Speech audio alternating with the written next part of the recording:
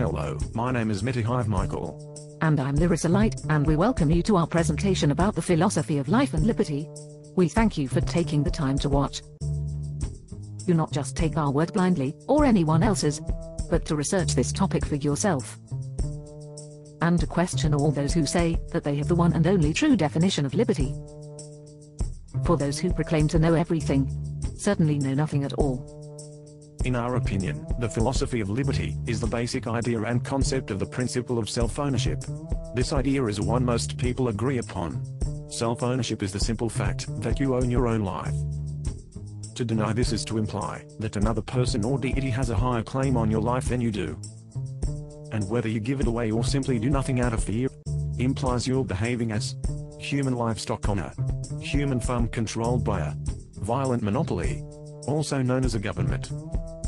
You are not human livestock, and I feel you don't want to behave that way, or be treated that way.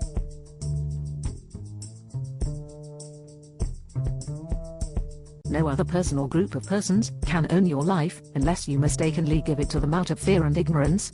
Nor do you own the lives of others. You exist only in this moment, and there is no past or present, or future. Reality simply just is. Your reality manifests in the moment, and is the product of your life and liberty. To lose your liberty is to lose your life. The product of your life and liberty is your property.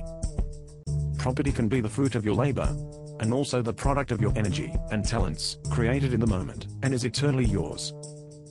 Property is that which turns our Earth's natural resources into things we find value in using, like art, your home, tools, food, etc.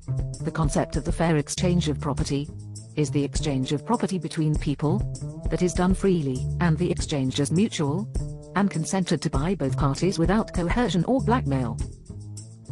Fair exchange is when two people mutually consent to voluntarily complete a fair exchange. They do so because they both know that exchanging is better for all involved when done fairly. Only the parties involved can and should rightfully make the decision to do so or not. Some people use force or fraud to take from others without voluntary consent. The initiation of force or fraud to take life is murder. The initiation of force or fraud to take liberty is slavery. The initiation of force or fraud to take property is theft. It is the same, whether these actions are done by one person acting alone, or by the many acting against the few. Or even by officials with funny-looking hats with big important-sounding names. You have the right and choice to protect your own life, your liberty, and your justly acquired property from the forceful aggression of others. And you can ask others to help defend you and each other from such forceful aggression. Vice versa, you don't have the right to initiate force against the life, liberty, and property of others. And you have no right to designate some person to initiate force aggression against other on your behalf. You have the choice and right to give some or all of your personal power to leaders for yourself. Although I don't recommend giving them any real power. Look what has happened to our society, case and point. But you have no right to impose this onto others. No matter how those leaders are selected. Whether it is through propaganda manipulation, bribes and monetary manipulation, both through royal assertion or proclamation, or through extortion or blackmail, forceful aggression and murder. Or rock, scissors, and paper. Those in power have no rights or claims that are higher than those of any other human beings. Regardless of the imaginative labels for their behavior, for example, globalists, Council on Foreign Relations, World Police, New World Order, CIA, FBI, and no matter how many numbers of people are encouraging them. Officials have no right to murder, to enslave, or to steal, but they will certainly do so if you allow them to do so. You cannot give away the liberty of others. Since you only own your life and liberty, you are responsible for your life. You do not rent your life from others who demand your obedience. Nor are you a slave to others who demand your sacrifice. You can choose your own goals, based on your own values. Your action on behalf of others, or their action on behalf of you, is only right and good when it is derived from voluntary mutual consent. For loving actions can only exist where there is free choice and mutual consent. This basic concept of liberty is the basis of a truly free society.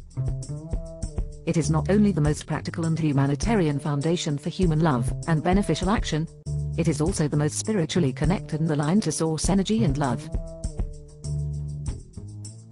Problems in the world that arise from the initiation of force by government have a simple solution. It is to reclaim your liberty and personal power by becoming and creating independence from corrupt over-controlling governments, corporations, debt-based commerce systems that are manipulating you.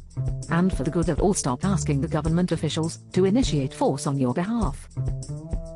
To find out more information about volunteerism and how we can really live truly free, please go to www.metahive.net.tc. Thank you for taking the time to listen, and we wish you peace, harmony, love, joy, abundance, and liberty. I'm Larissa Light.